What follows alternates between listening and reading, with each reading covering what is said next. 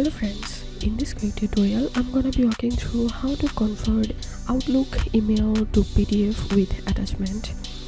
But before getting started this video, make sure to subscribe how to 1 minute. So for example, I'm going to convert this email to a PDF with attachment.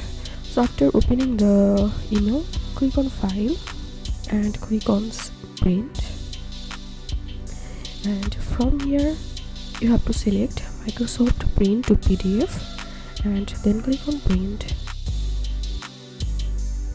and now give the file name here, save. And now if I open this PDF file, so this was how we can convert Outlook email to PDF with attachment. If you have any questions, feel free to post in description. If you think to see more WordPress videos, please check the links in descriptions. If this video helped you, give a thumbs up and please consider subscribe how to 1 minute. Thank you for watching.